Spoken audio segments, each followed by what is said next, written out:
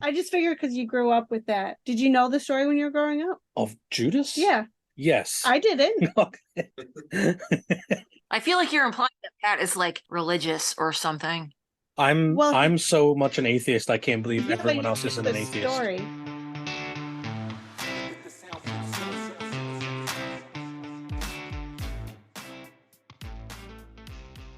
Hello, and welcome to the Original Remake podcast. My name is Pat, and I'm joined by Amy. Hello. Andrea. Hello. And Nick. Oh, hi. And today is the Round Six Randomizer. We did it, guys. Woo! Ba-ba-da-ba. This is going to be the last episode of the year. We are going to go on a hiatus and then pick up recording after the new year and takes some time off for the holidays. Absolutely. So if you're hearing this, first thing to say, happy holidays, Merry Christmas, and all the other religions too. Merry Christmas, Hana Kwanzaa ka to all of you. Indeed. We give thanks. We give thanks. To who? That's up to you. Just, we're CCing you, just forward it on. Yeah. Send it along. So you guys know the drill by now. Randomizer episode, we talk about the movies from the previous round that we've just watched. So we pick our favorite and least favorite.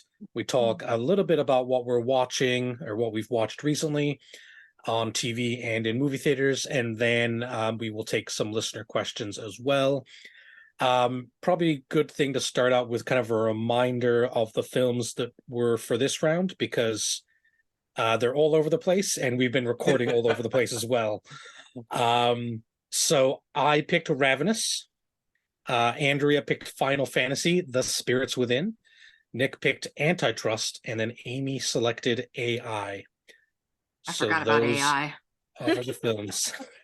Not gonna lie, I had to think about my movie too. So what does that say? So let's jump right into it then with which film we liked the best of the round. As per the usual, you cannot pick your own. Damn it.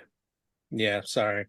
I'll go first because I already know my pick, and I'm surprised to say that it is Antitrust. Why are you surprised? Because it looks awful, and it still should be awful in my brain, but I can't get over how much I actually liked the film once I watched it. The acting, I mean, go listen to the pod, but like the acting was awful, but the story was actually pretty decent. I mean, the story was kind of pedantic and ripped right from headlines. Listen, the story was amazing. How dare? If you're into that type of story. So far as like a tech thriller goes, I thought it was really well done. There was plenty of tense moments. There was plenty of believable things. There was lots of plot twists. I liked it, and it's weird. I should like AI more. Yeah. But honestly, when AI is a fine film, but when I was rewatching AI, I was like, oh yeah, I guess I didn't like that. Oh yeah, I guess I would. You know what I mean? Like, and I feel like Antitrust surprisingly beat it out when I was selecting. So okay, Pat, that was your pick. Okay, Amy. I feel like you're gonna regret it later. What's your pick? I was not gonna pick mine actually, and that's funny. But I do like my movie. My pick is Ravenous. Yep, I think it's down my alley of shitty horror movie. Yeah, you do. Kind of is. For those who don't know, my wife, one of the reasons the best season. And we all know why. It was bad Halloween movie season. Yeah. I mean, not just like the bad ones you can laugh at. Couldn't even look at me in the face half this whole entire month. Bad on purpose. Just so awful. October, two of Amy's favorite things: going to bed early and shitty movies that are horror movies. True. Life goals. Seriously, guys. Yeah. I mean that with all the love, Amy. I can't hide who I am. Yeah. That's fine. No, we would never ask you to. That's my pick. Fair enough. Andrea? I can't believe I'm saying this, but I'm going to pick Antitrust. Ooh. Wow. Oh, It has a lot of watchability again. Like I know you know what happens, but like the fact that I do now, and I said this when you were doing the podcast, but I wanted to go back and immediately watch it because I felt like I wanted to go back and pick up all the stuff that I missed. Those little Easter eggs of how like Right. the security footage montage in the beginning of the movie is actually like the stolen hidden footage from later in the movie and stuff. Right. Like so cool. I But love that stuff. But in reality, that was in a moment of mania, and we all know that I'm never going to go back and watch that film again. So, yeah, Oh it yeah, I'm was a never good gonna movie watch it again though. either. I'm never Yeah, gonna watch it again either. But somehow it's like one of Wherever those you good watch movies that it. I'll never see again. yeah. You know what I mean? Like 30 years from now, it'll pop up on like Netflix, and I'll be like, "Ooh, nah, let's watch something else instead." That's fair. That's fair. Yeah. The only reason I ended up rewatching it recently is because I got the COVID, well, almost a year ago now, and was just running out of things to watch after a week of being in bed. And yeah, I'm like, you know what? I remember this from like my high school years. Let's see if it still holds up, and it was surprisingly still decent. Nice, nice. What was your pick for favorite of the round? I hate that I'm about to do this because Antitrust already has 2 picks. Yeah. You can't pick your own. And I can't pick my own. I'm really tempted to literally pick anything else just so it's not a tie, but I have to go with Ravenous. Really? Wow. Wow. Yeah. Wow. See, I actually Ravenous for really me enjoyed it. Wow, okay. Ravenous for me was the same as AI, which is Ravenous was my pick. And I remember like thinking like halfway through the film, I'm like, is this movie just much worse than I remember? But then the second half happened, and I'm like, oh yeah, that's why. The second half of the movie is actually a good movie. Yeah, like it started off batshit crazy and just weird. Yeah. And then they brought in a little bit of story and complexity, and I'm like, huh. And I didn't want to like it. Like I went into it not wanting to like it. And I came out of it like, oh, it's really not that bad. I'm hating on it for no reason. And then we did the podcast and we really started talking about it. Like some of the suggestions, Pat, that you made in our podcast about how we would change it, how we could potentially make it better, actually just kind of reinforced that it was a decent movie with decent structure. And yeah. I think I said this during the podcast, but I think it's worth repeating that if you swing for a fence with a film and try and make something unique, even if you strike out, there's something admirable about making a film that's kind of unique, even if it's not great. You know what I mean? And like Ravenous definitely isn't perfect by any stretch of the imagination, but it is something that like no other movie quite is the same. Even there's plenty of other like Western cannibal movies. It's like a kind of a secret subgenre for some reason. Is it really? Yeah, there's like a bunch of Western horror movies. Like what's the one? There's a really sick one with Kurt Russell in it, and I cannot remember the name of it to save my life. But it's a really good movie. That's like I have to look it up and tell you now. I feel like that's kind of like the theme of this round. We all had a lot of movies that swung for the fences and like missed, but they were still pretty good movies. Like they weren't great, they were just fine. Yeah. But they all swung for the fences, like you said, and missed, but at least they did do something interesting. Fair. Bone Tomahawk is the Kurt Russell film that is kind of a horror Western that's probably like the best version of any of these films. You can watch it free on Tubi or Pluto or the Roku channel. There you go. Okay. Yeah, I agree with you, Andrea. There's a lot of our picks this week are like, that's a little weird. Let's talk about that. Right? Like okay, let's move on then to the least favorite of the round. This was also tough for the same reason, right? That they're all unique, they're all something we want to like. Unfortunately, I think the worst one, which I still admire for specific reasons, but I do think objectively the worst film is Final Fantasy, The Spirits Within. Which is unfortunate. It is unfortunate, and I didn't want to pick any of the films to be the worst one. Again, all 4 of these films, I'm like, there's something about these films that I want to like, you know what I mean? I want to be like a cult following to the film. But this one was the worst of the bunch. Amy, the worst one? So my least favorite pick, and maybe I just need to talk it out with you guys. My least favorite was Antitrust. Wow. Whoa.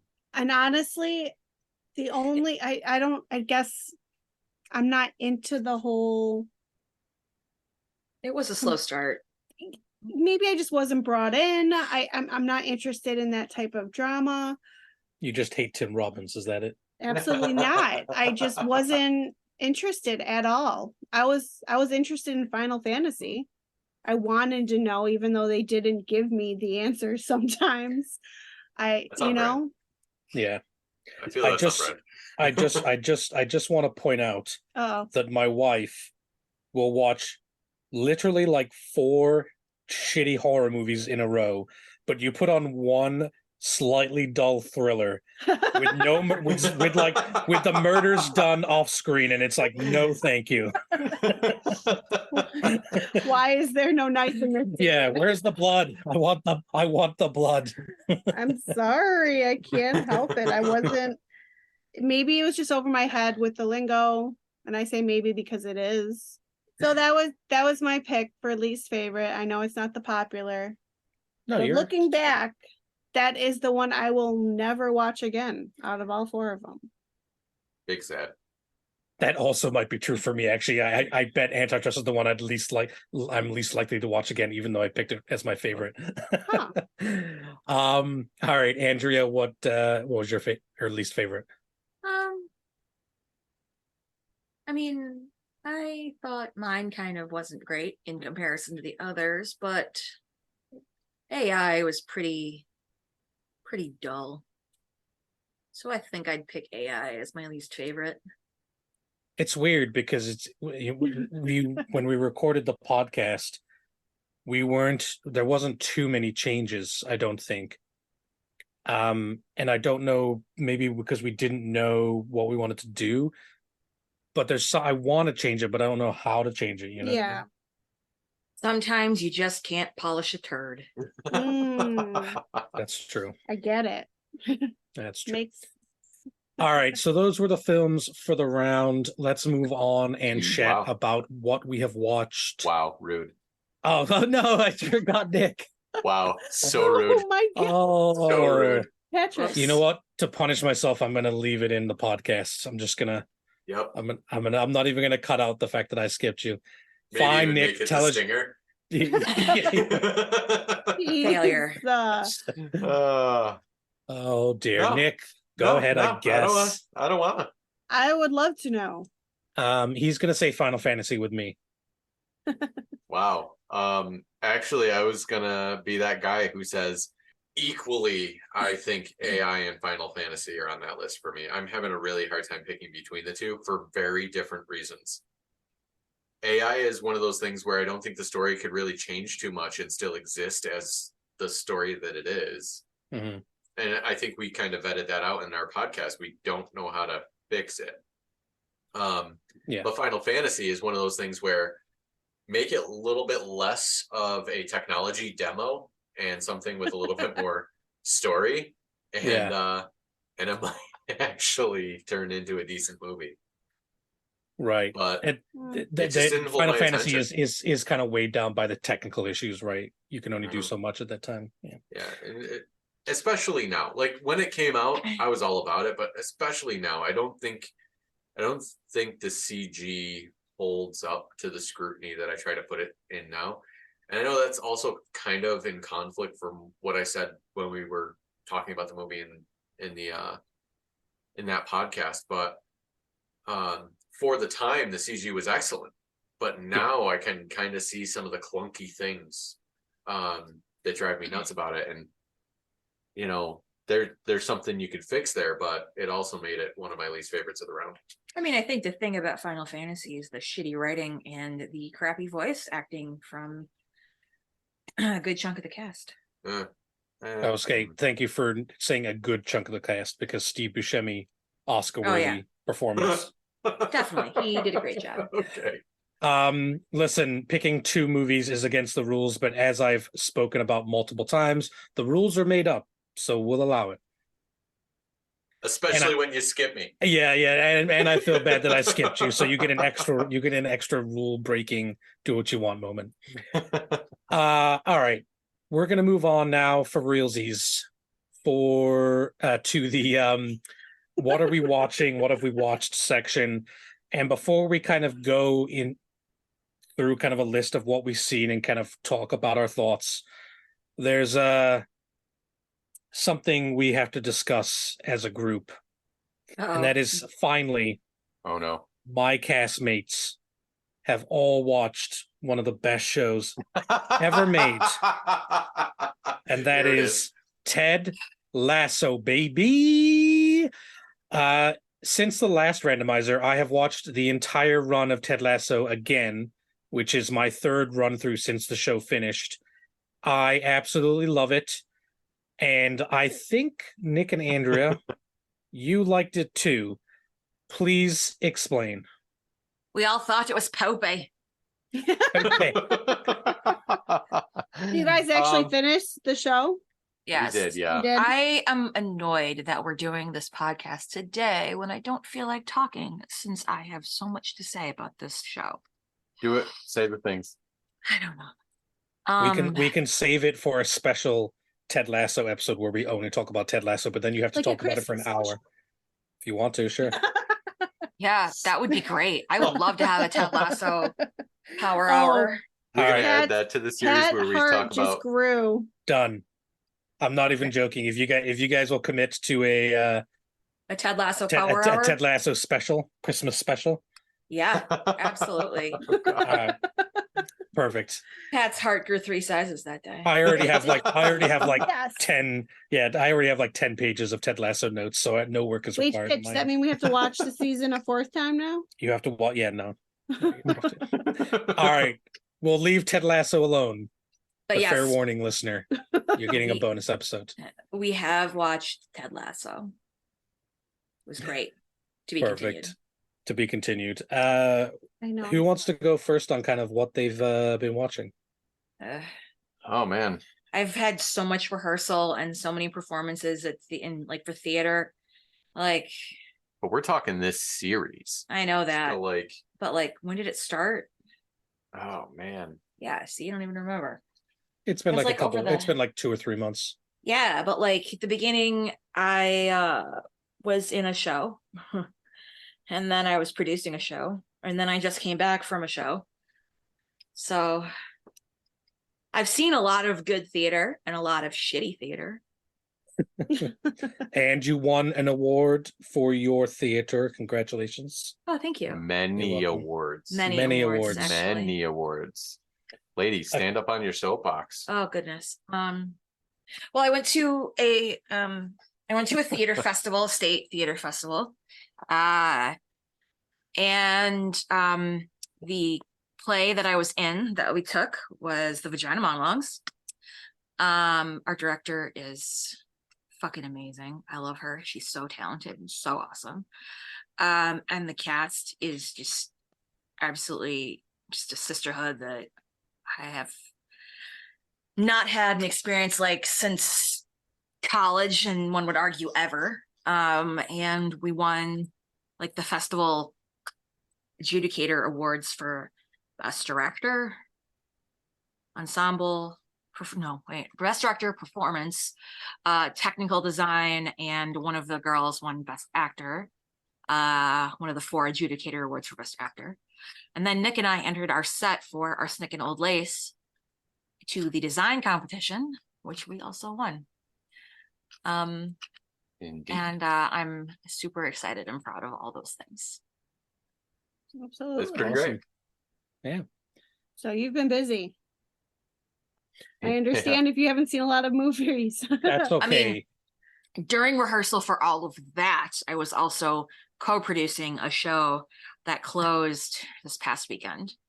So been a little Yeah. busy. The last 6 weeks or so have been hectic to say the least. I've been living in a theater, which is fine. I love that. It's great. But we need a breather. But yeah, and also I haven't really seen a lot of new content in that manner. That's fair. I And did that's okay. manage to see Oppenheimer, did manage to see Barbie. Yes. I think we saw Into the Spider-Verse. Air. Oh, we saw Air. I did mention that I saw Air Force One. And Heat, I think. Yes. That's another one I watched. Yeah. TV shows. We went through Loki. Watched Loki. What, season 2? Yeah, Yeah. which is incredible. It's really good. I haven't watched it yet. Binge it. Yeah, I don't like the Marvel shows because including and the Star Wars shows, on every show on Disney Plus, every episode feels like it's not a full story, and you know what I mean? So I like to binge Disney Plus shows at this point. I mean, Loki is it's just so good. What else did we see? I feel like there were more things that we saw. I double checked our schedule, and the first episode of this series was recorded back in the first week of September. So I'm kind of going back through now, taking a look at things we might have. Yeah, I think we talked about Oppenheimer and Barbie, I know, last time. Yeah. Oh, okay. Yeah. But that's Oppenheimer was great. But it's great in that I don't want to diminish it, and I feel like I'm going to just by saying this, but like Oppenheimer is great in that I expect it to be great kind of way, so it really just hit the mark. Right. It wasn't like great for being great, for the sake of being great. Does that make any sense? No. Okay. So like Loki, I just understand kind of where you're coming from there, yeah. Yeah, like Loki, I just kind of expected to be a decent show, especially the way season 1 closed. But I feel like it was great because it was unexpectedly great. I went into Oppenheimer and seeing the cast that they had and some of the trailers that they had, and I expected it to be great. So it really just performed as expected. Right. Okay. You were underwhelmed because it did exactly what you thought it was going to do. I don't think underwhelmed is the right word because it did exactly what it was supposed to do. But you were whelmed. I was appropriately whelmed. Fair. Fair. I feel like I saw more. We saw John Wick Chapter 4. That was really, really anticlimactic. Long. And anticlimactic. Yeah. Let me think. I feel like I want to say there was more stuff, but I'm sure there was. I'm sure as well.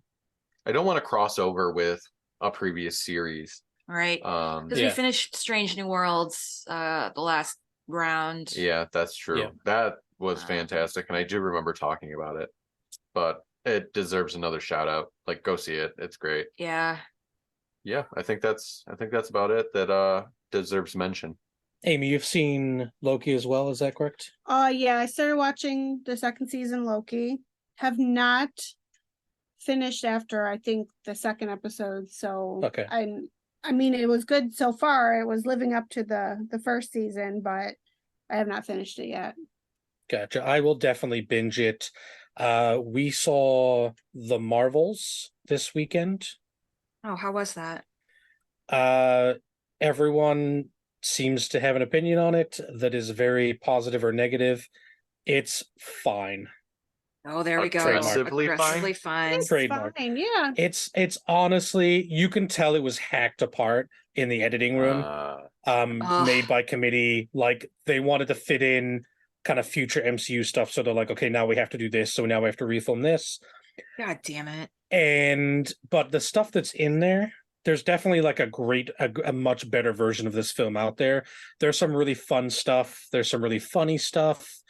For some reason, Marvel just keeps adding cringe lines in, though. In Thor, they had one. In the Marvels, it was "Black Girl Magic" was the line that Samuel L. Jackson used, and I was like, "God, it's so stupid." I mean, depending on the deliverance of said line, it wasn't great. Samuel L. Jackson. I did not care for Secret Invasion. I thought it was very mid. I did not even Um, watch it. I'm couldn't so finish over it.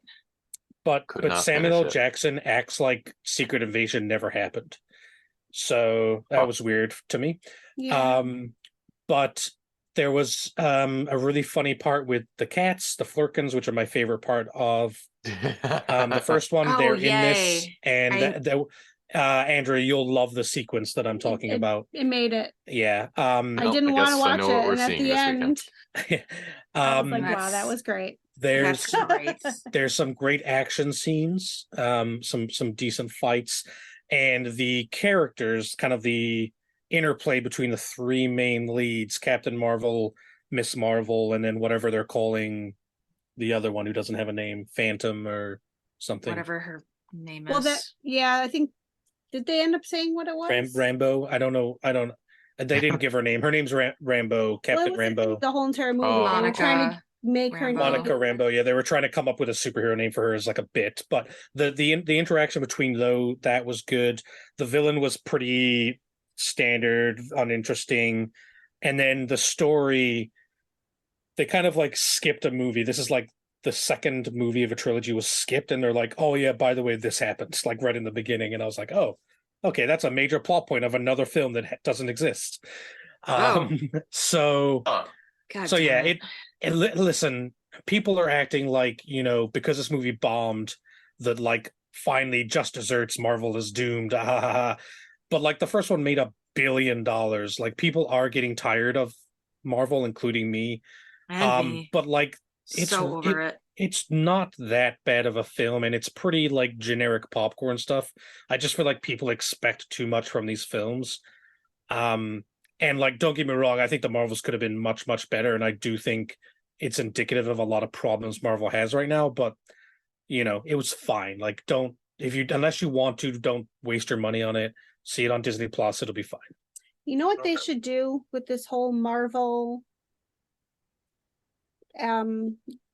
universe? Do what they did with DC. Like they randomly did a really serious movie about one of the villains, and it brought people in and have different views. I'm talking about Joker.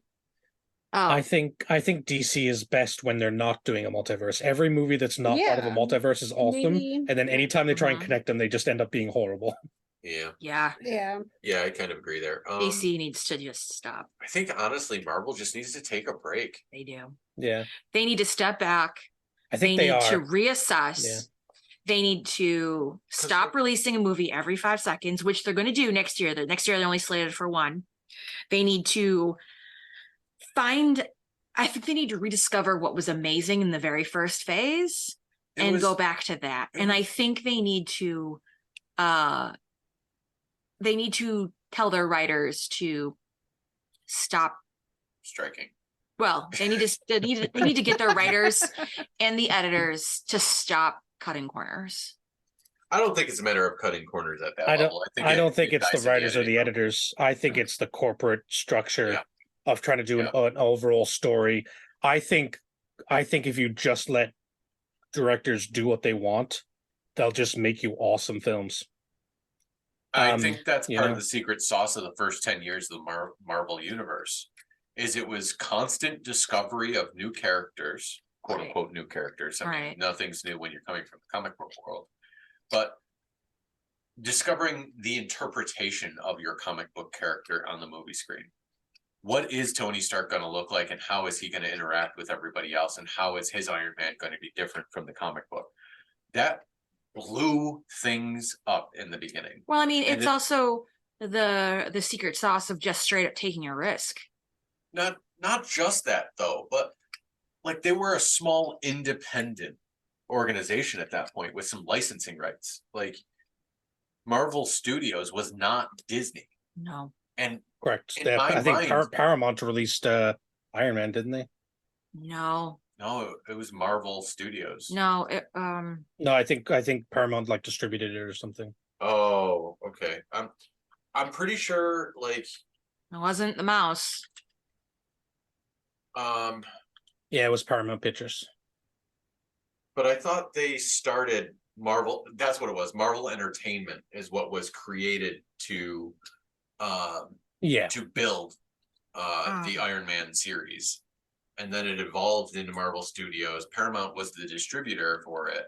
But then they got bought up by Disney. And I feel like a big part of that spark died when the mouse got its corporate gloves in there. Yeah.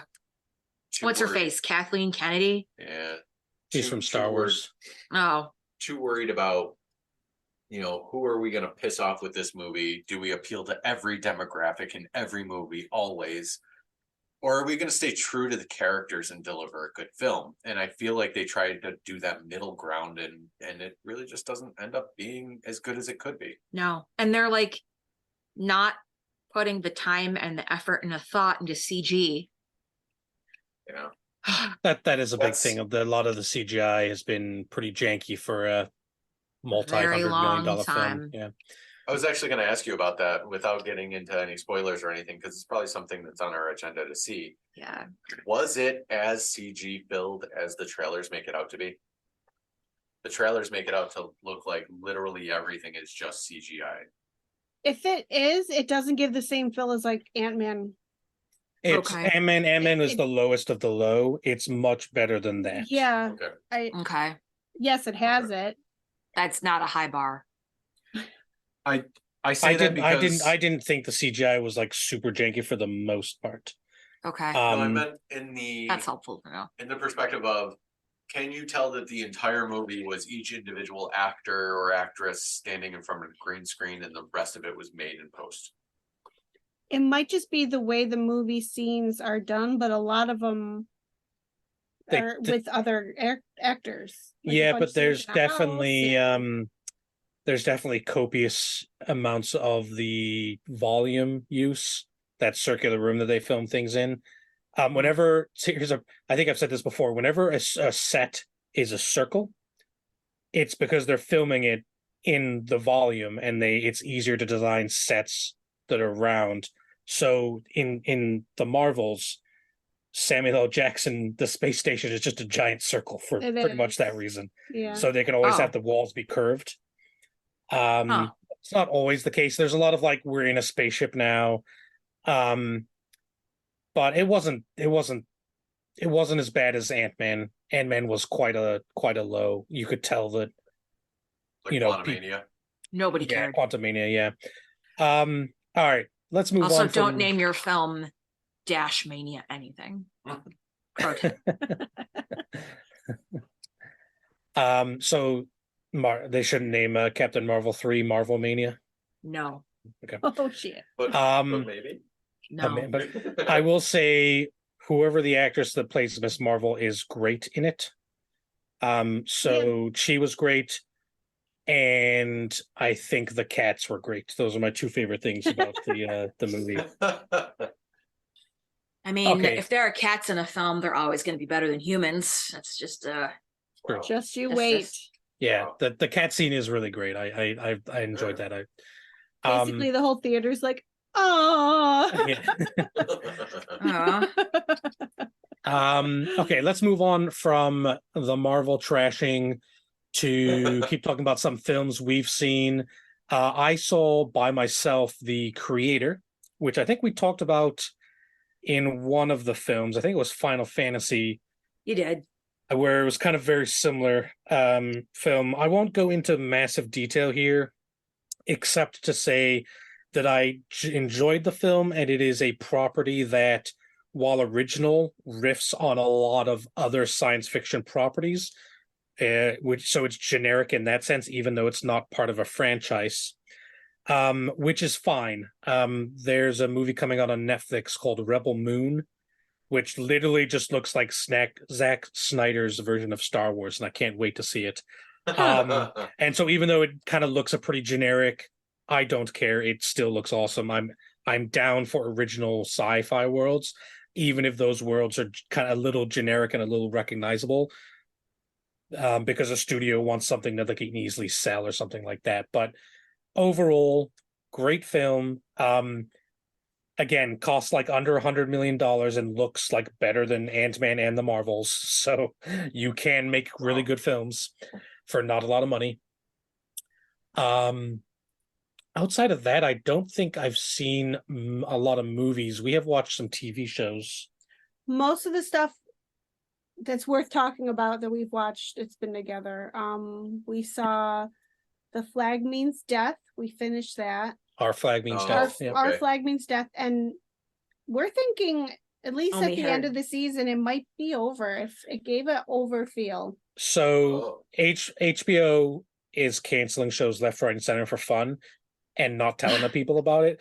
So my gut says that they wrote an ending to a season which could also function as a series finale if they wanted it to. Huh. So if they get a season 3, you can pick up the characters from where they are. But if they don't, there is a definitive end to kind of the main character story if you want it to be that way. I still have So to watch that show. We really enjoy Very it. good. I will say So season funny. 2, it's very dry. The humor's very dry in a good way. Season 2, I didn't like as much as season 1. It feels like each of the characters got less time, whereas in season 1, they were just on the boat all the time, and so each character got a lot more kind of nuance and screen time. Like one of the characters, they clearly didn't have a plot for, so they have him turn into a bird and fly away. Like literally just in the middle of the show, he's like, I'm gonna turn into a bird. And then he does, and he flies away. Okay. That was great. It was great, but like they clearly were like, he's one of our better paid actors, and we got budget issues, and we don't have a story for you. So you're a bird now. What else? We're starting to watch the fall of the House of Usher. Yeah. How is that? We're not done yet. We're about halfway through. We are big fans of Mike Flanagan, who is the director, the series creator. He did one of my favorite shows of last year called Midnight Mass. Great TV show. Yep, and he's also done The Haunting of Hill House and The Haunting of Bly Manor, which are both excellent horror shows on Netflix. Huh. This one is the closest to shooting, or excuse me, I was going to say shooting the moon. I've got to use our correct podcast terminology. This one's as close to jumping the shark as any of his shows have come. Yeah. It's over the top in multiple ways, but he's definitely trying to make it like the family that runs everything. They're evil in like ways that we can recognize, like they're pill pushers. So they're pushing like pain medication on people, Pharmaceutical family, basically. getting them addicted. And then each of their children has he has 6 kids. And this isn't a spoiler, this is like in the trailer. All of his children are gonna die. Huh. And each episode is like one child dying, and they're all crappy people in different ways. So we don't care that they die. no, Keep we're hearing. actively rooting against them. And I Oh. think we're on the Okay. devil's side, maybe. I don't know. It kind of feels like Edgar Allan Poe-ish. There's like a crow or a raven that keeps following people around. So Nevermore? yeah, it's like I don't know, it's weird. It's like a modern Poe novel. It's enjoyable so far. I'm definitely gonna finish it. But it compared to his other shows, which I think Midnight Mass is just an incredible show. Compared to those other shows, this one's a little bit over the top, but it does do that thing where all of the actors in this show are from the other shows. Did you notice that as well? Yeah. Look up Um, Fall of the House of Usher, Edgar Allan Poe. I want to say that's the name of a Poe short story or something. Like, no, wait, now that you say it, I'm like, hold up. Yeah, a short. Yeah, it's a Edgar Allan Poe short story. All right. oh, I did not know that. I was like, oh, there is something. I know this name. Ugh. There we go. Yeah. So it's probably on purpose. Absolutely. I'm sure it is. Yeah. And in fact, some of yes, okay. Some of Well, the now I'm things that kind have of sad. There's like no originality. I think it's completely it's like based it's not like based on it. It's very Yeah. I'm sure it takes homage to it, but it's not Absolutely. a copy. So Homage. homage. Homage. Homage. That sounds like a kind of cheese. I could really want- dig into some homage right now. Mm. Suddenly hungry.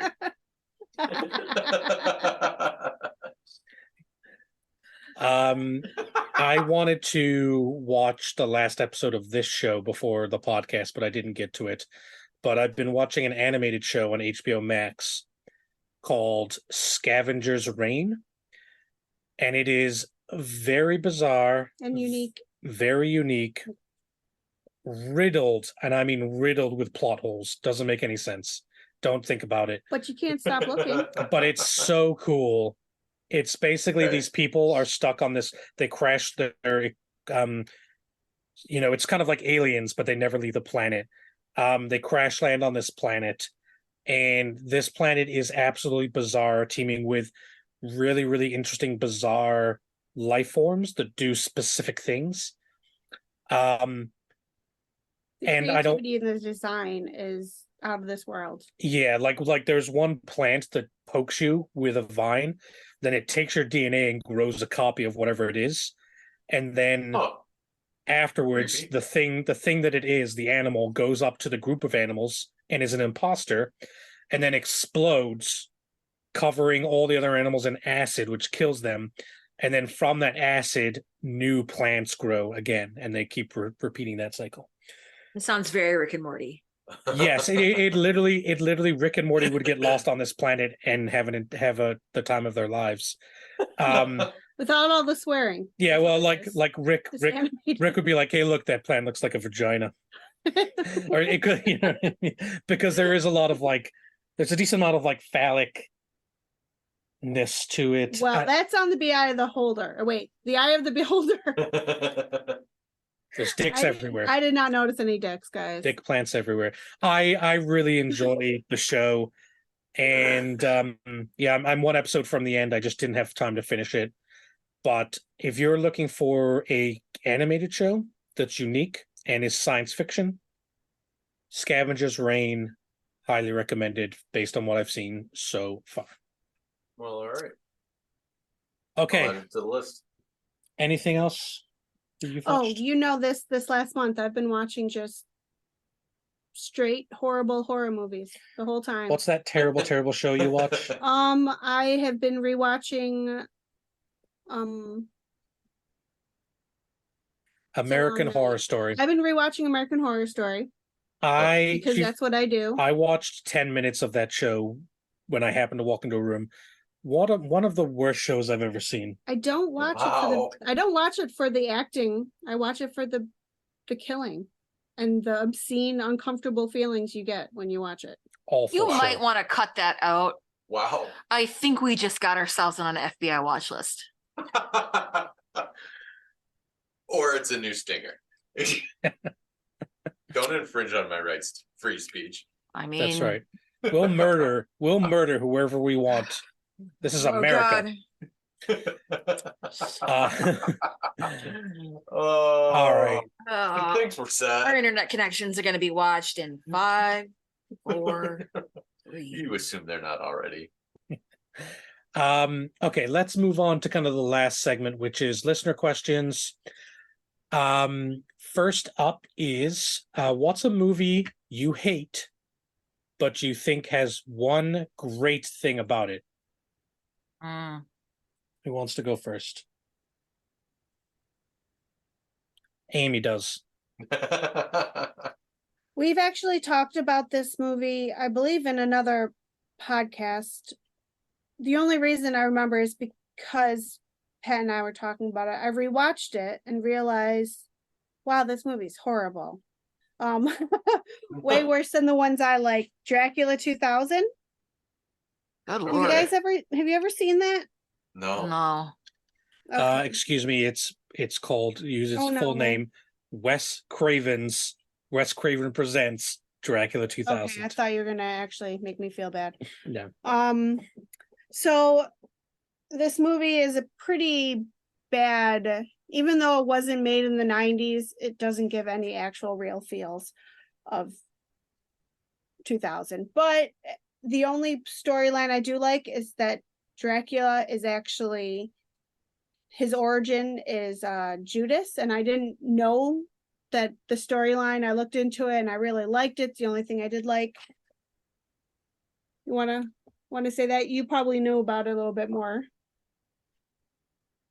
What Judas? is going on? What do you mean, Judas? In reference to God? Judas betrayed Jesus. Yeah. He turned them in for 30 pieces of silver. Yeah, see, I didn't know that at all. Oh, okay.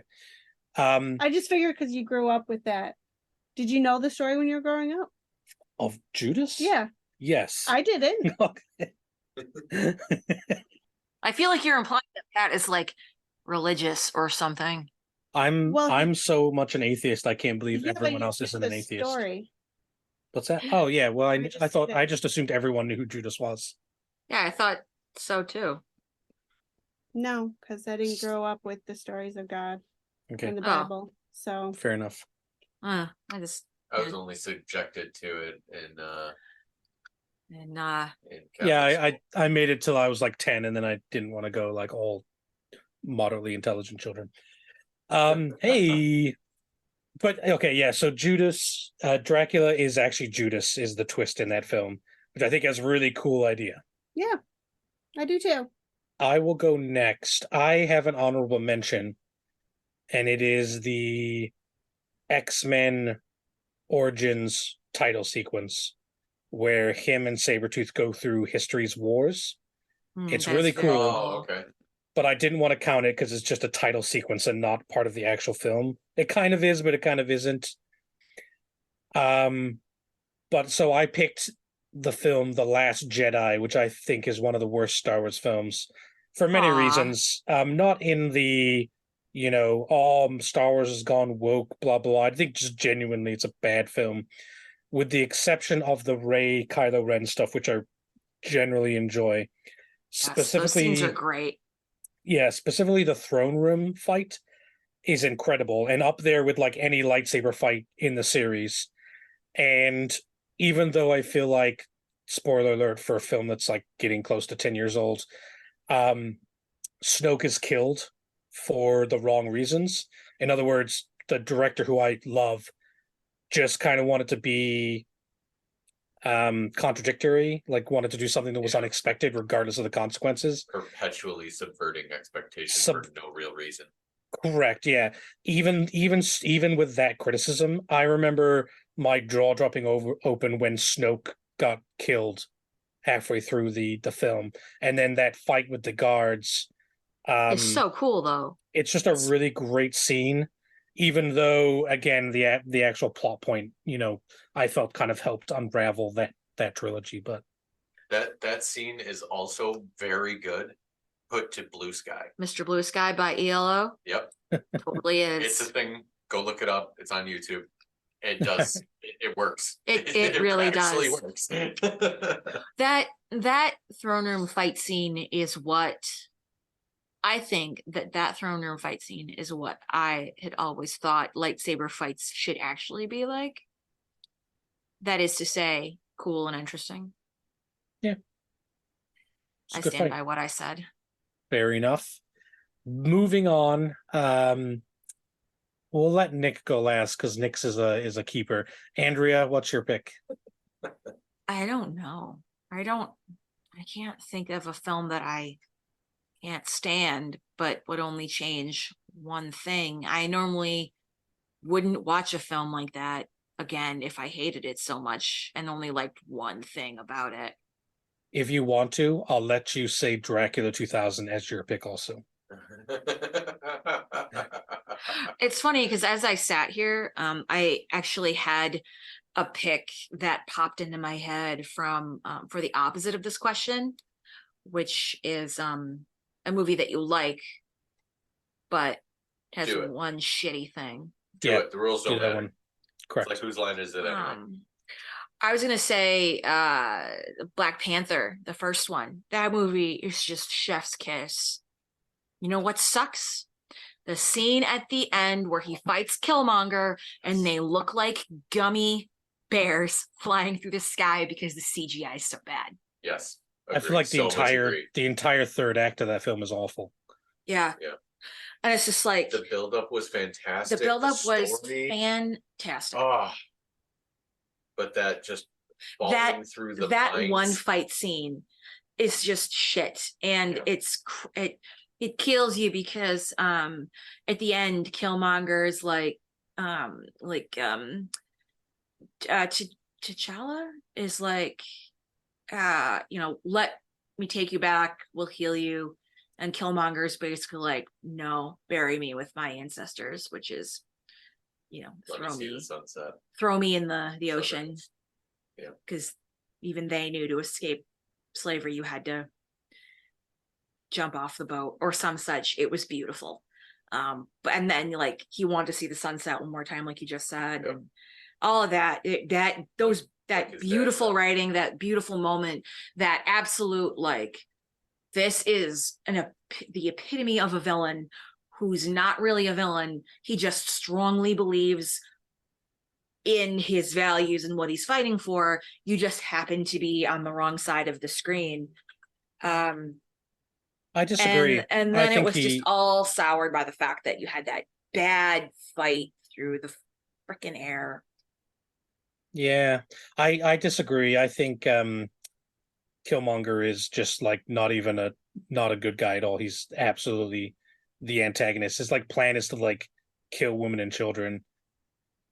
I think people oversell his like, oh, he's a kind of anti-hero. No, he's just flat out the bad guy. I mean, every character is the hero of their own story path. Nick, finish off the question for us. What's a movie that you hate? See, your pick's weird because I know you love this film. I hate this film. Are you sure? What's the film? Long-time listeners will know I despise this film. Interesting. You talk about it all the time. He does. And how much I hate it. It's called Moonfall. I know, big surprise, right? Yeah. Wait, what's it about? Is it about the moon falling? It is literally about the moon fucking falling. I enjoy your use of alliteration there. The only saving grace in that entire movie who dies somewhere between the second and third act is Michael Pena. And he dies for stupid reasons. Oh my God, the moon's sucking the air out of the... What are we gonna do? Hold your breath because, dude, that scene's 37 seconds long. You can make it. No, they didn't want you to make it. He died a hero. He died a hero. R.I.P. Tom, the real hero of Moonfall. Let's just murder all the people of color. Oh, except for Halle Berry. No, it was an oh crap, this dude costs too much. Let's get rid of him. You don't think Halle Berry costs too much? Yeah. Hold on a second. Someone to put on the screen. She's not the only person of color to survive. In fact, the only person to die is Michael Pena. Literally everyone else lives, right? And even John Bradley like becomes a robot person. Now I think about it, more people needed to die in this film. Yeah, like all of them. Yeah, like the whole film. Yeah. Like, well, never see, make it to screen. Nick, they needed to keep some of the cast around for the sequel, so. I forgot it got a sequel. No, it's not. It's never getting a sequel. It lost so much money. I thought it already did. I hope not. I mean, the Meg got a sequel. It did not get a sequel. Moonfall.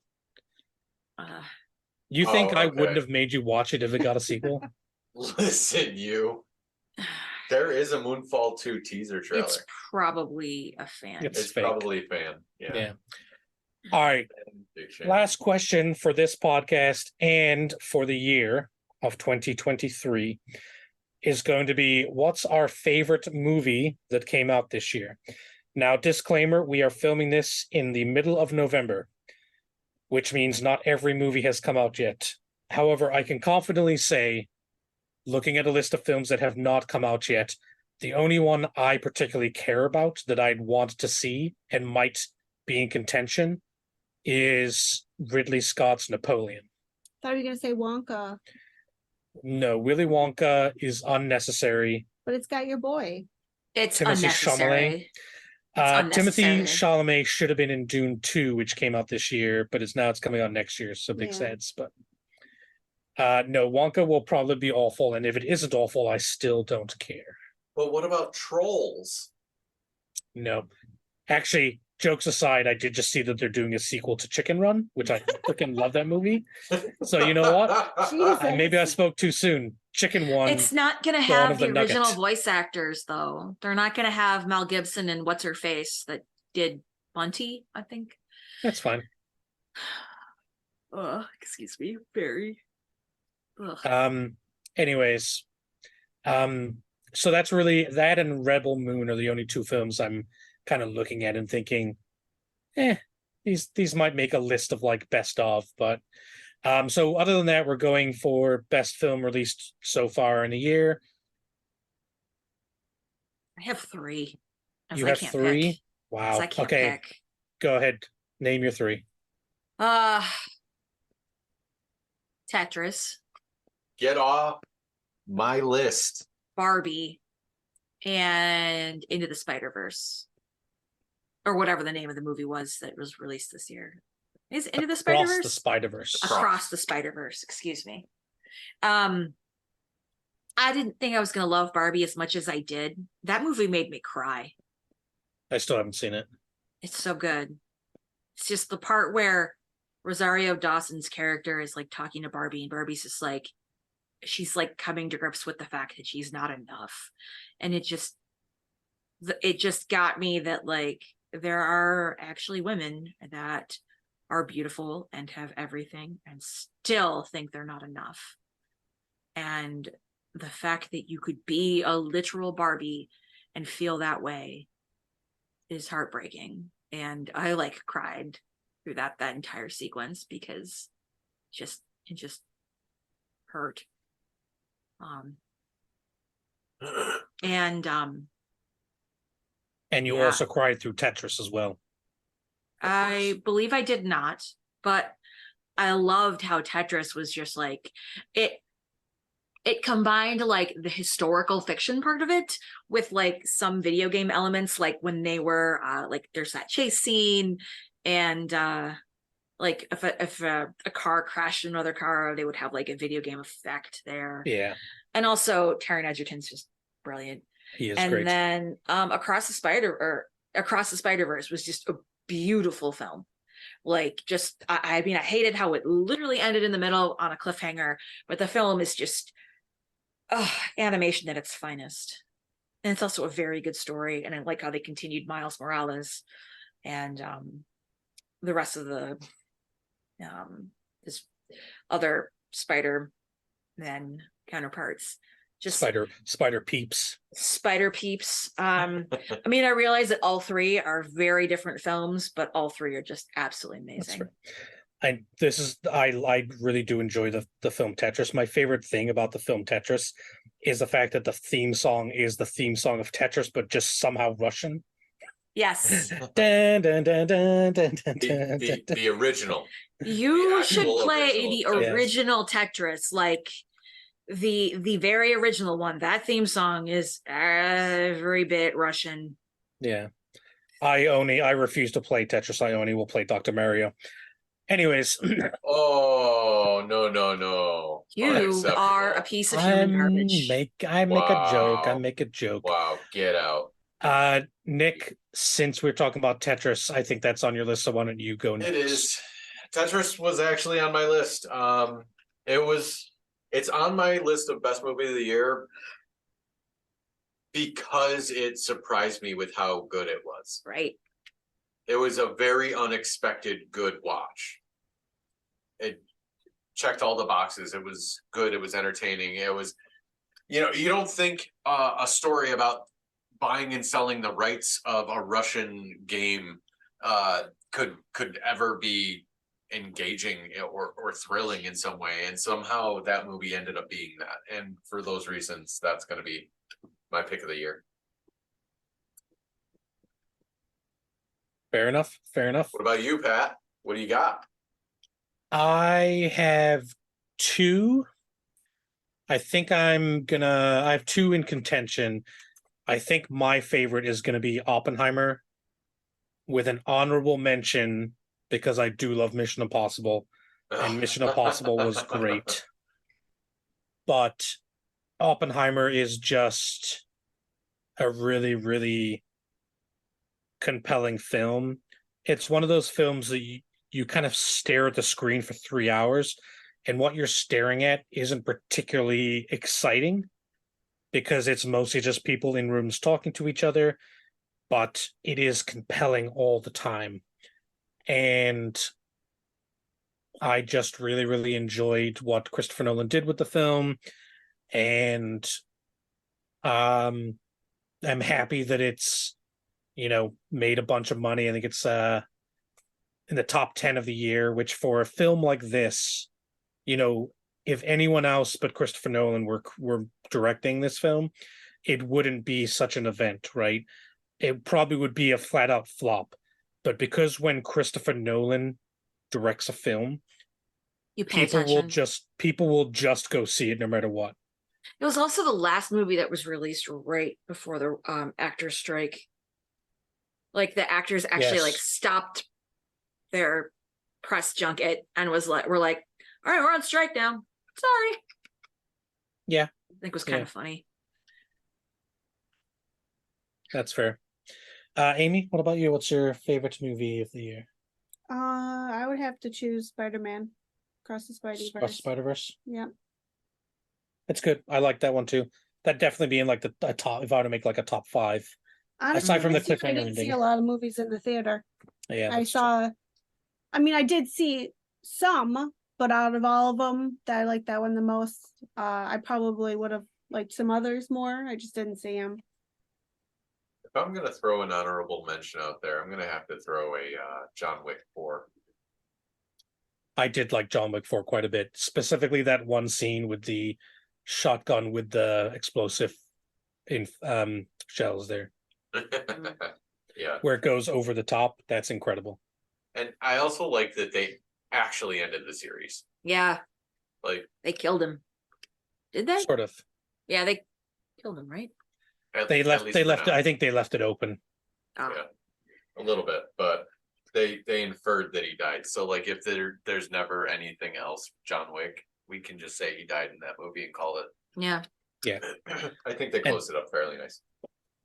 Yeah, there are a couple of TV series from the quote unquote John Wick universe coming out, which I'm interested in, and I just kind of generally enjoy. I enjoy those films because they don't pretend to be anything else. There's no holier than thou. It's just we're gonna shoot people with guns. I really can't wait to see the Ballad of Songbirds and Snakes. I heard that it does not have the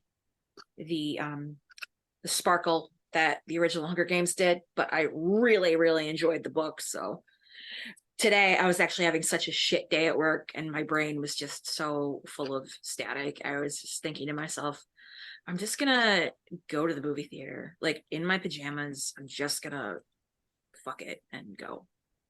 I used to do that when I worked at the tech park, and Tinseltown was 5 minutes away. Oh, nice. And when no one was there, I would just literally get paid to walk to the movie theater and watch movies. Nice. Yeah. Yeah, it's a long movie, but the director, Francis Lawrence, was like, I don't care. Like, we split up Mockingjay into 2 films, and that was the biggest mistake. I don't care if this film has to be 3 hours. I'm going to have it tell the story I need to tell, which I find admirable. So, yeah. 2 hours, 37 minutes. Releases in a few days. Yeah. I thought it was already released, though. Oh, shoot. 17. Okay, never mind.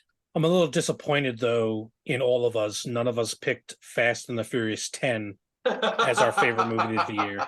So, oh, snap. Yeah. All right. That's the episode and the round and the end of the podcast for 2023. We will start filming episodes again in the new year, so keep an eye on your feed for that. But until then, we hope you have a great holidays and a great rest of 2023.